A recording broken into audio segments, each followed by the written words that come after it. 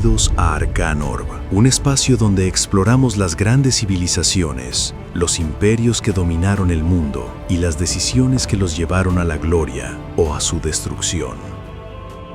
Hoy voy a hablaros de Akenatón, un faraón de la dinastía 18 de Egipto que gobernó aproximadamente entre 1353 y 1336 a.C.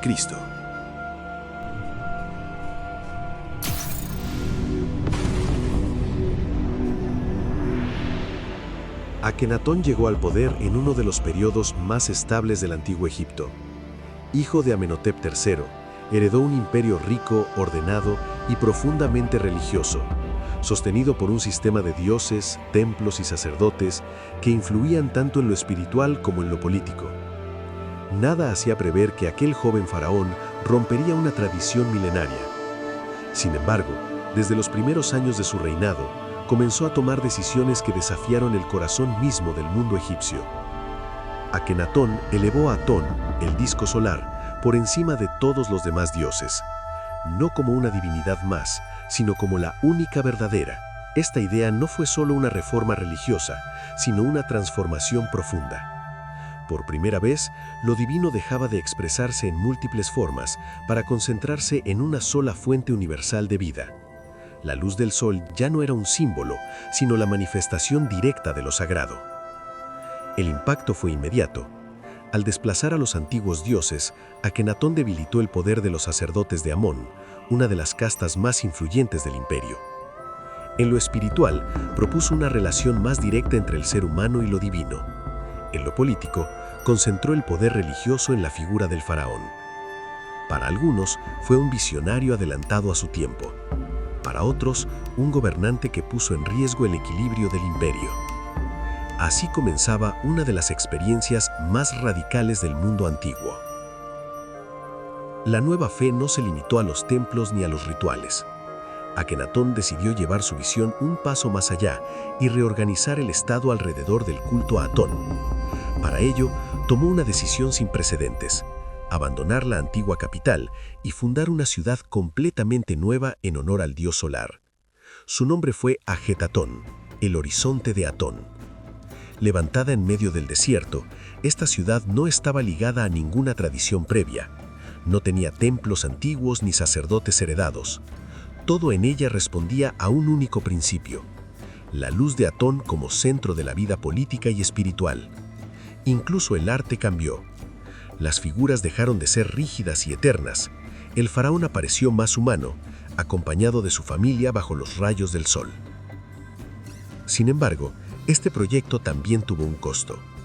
Mientras la corte se concentraba en la nueva capital y en la reforma religiosa, los asuntos exteriores comenzaron a descuidarse. Las alianzas se debilitaron, los territorios dependientes reclamaron ayuda y el equilibrio del imperio empezó a tensarse.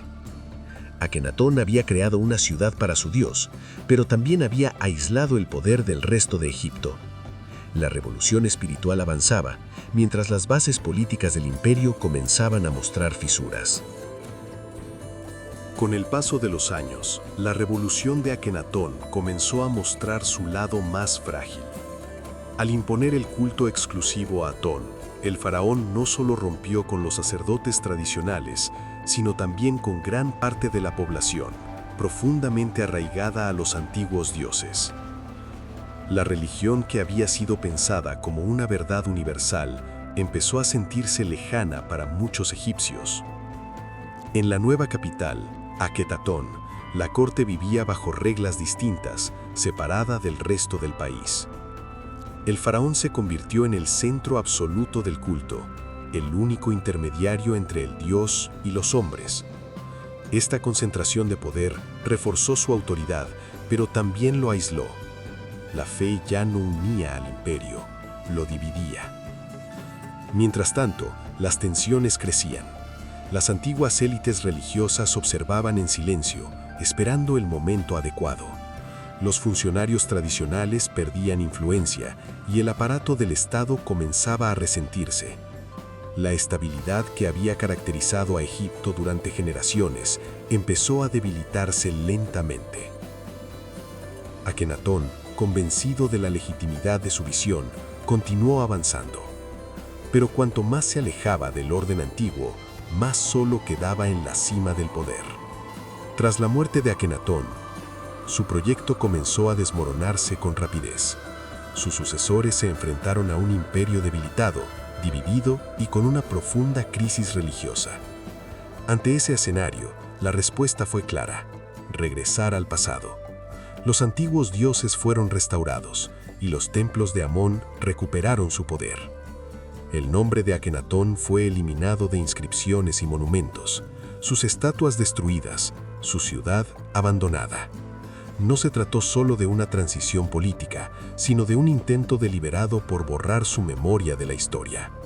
Para el orden tradicional, su legado era demasiado peligroso. Este proceso, conocido como una forma temprana de condena al olvido, buscaba restaurar la estabilidad, eliminando la causa del desequilibrio. El faraón que había intentado cambiarlo todo fue reducido al silencio. Sin embargo, aunque su nombre fue ocultado, sus ideas no desaparecieron del todo. Algo de aquella revolución había quedado sembrado. Hoy, Akenatón sigue siendo una de las figuras más enigmáticas de la historia antigua. Para algunos historiadores, fue el primer gran monoteísta, un hombre que intuyó una divinidad única detrás de toda forma de vida. Para otros, fue un gobernante que utilizó la religión como herramienta para concentrar el poder y debilitar a sus rivales internos. Probablemente, su legado se encuentre en un punto intermedio. Akenatón fue, al mismo tiempo, un creyente convencido y un faraón consciente del poder de las ideas. Su historia demuestra hasta qué punto la espiritualidad y la política pueden entrelazarse. Aunque su revolución fue derrotada, la noción de un solo Dios universal volvería a surgir siglos después en otras culturas. Y con ella, la misma pregunta que dejó abierta en Egipto: ¿hasta dónde puede llegar un gobernante cuando cree hablar en nombre de lo divino?